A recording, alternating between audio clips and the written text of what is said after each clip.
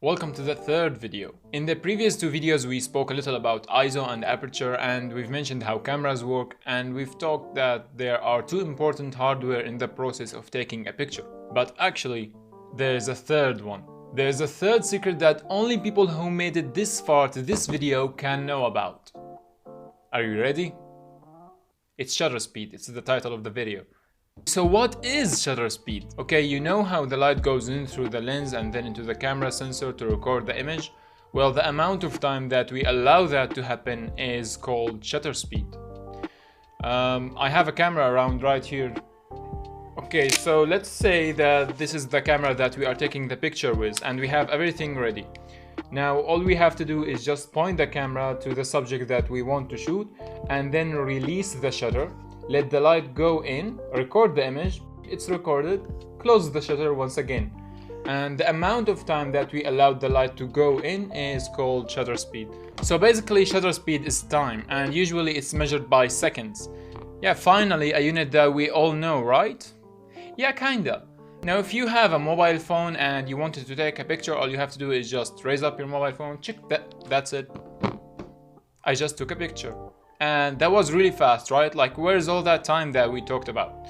Actually, the normal pictures that we take every day usually take about 1/100th of a second or even less than that. And that's pretty fast, that's less than 1 second. Okay, now like usual, let's talk about exposure and how shutter speed can help us balance the exposure of the picture. Now you might have figured this one out by yourself right now. The longer the shutter speed, the more light that goes in and the brighter the image. So if we spoke numbers, 1/50th of a second would be slower than 1/100th of a second, and it would be even slower than 1/1000th of a second. Numbers, right? Just like school. Yeah. Now let's talk about the cool side of shutter speed. Shutter speed is all about capturing motion. So if you wanted to capture your friend jumping in mid-air, take some cool photo like this one. I'm not saying that it's cool, it's just I think it's cool. It's a picture of me, so it's cool, bro.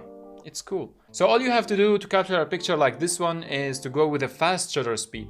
For example, this picture was shot at 1/1600 of a second, and that's pretty fast.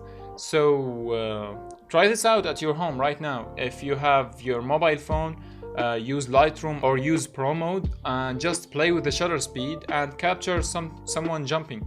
If you don't feel like jumping, just grab an orange and throw it in mid-air. Try to capture it floating in the air. Why orange? I don't know, I like orange.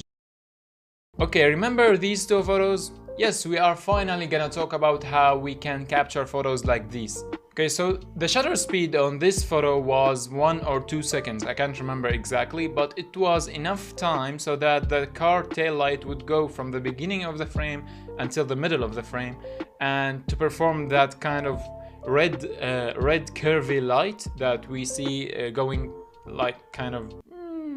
So basically we painted with light because we used a long shutter speed. And something else you can try to do is trying to shoot the stars, but to do that you might need some longer shutters like 25 seconds or 30 seconds. And as always, your mobile is more than enough to take pictures like this.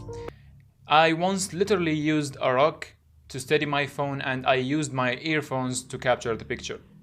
The most important thing that I want to say about long exposure is that you have to have your camera stand still, because any movement that occurs to the camera will be recorded on the image, and in result we will have blurry pictures. So if you are taking a picture of someone and they move, and in the result would be that the image is blurry, that's because the shutter speed was slower than their movement. You see it all the time. You can try it right now at your mobile phone. Try to capture your hand doing this. Usually if you put the shutter at 1/50, your hand would still be blurry, but if you made the shutter go faster, like 1/500, you would be able to capture your hand standing still in the frame. Alright, I guess that's it for shutter speed. I hope that was a short one. I tried to keep it under 5 minutes because the last one was about 6. The next video is gonna be super important.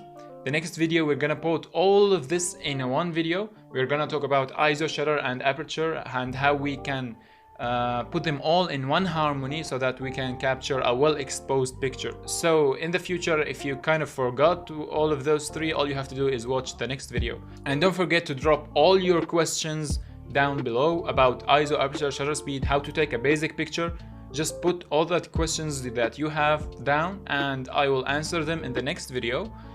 I believe that the next video is gonna be awesome. I hope so. And subscribe, and I will see you in another series or in the next video. Goodbye.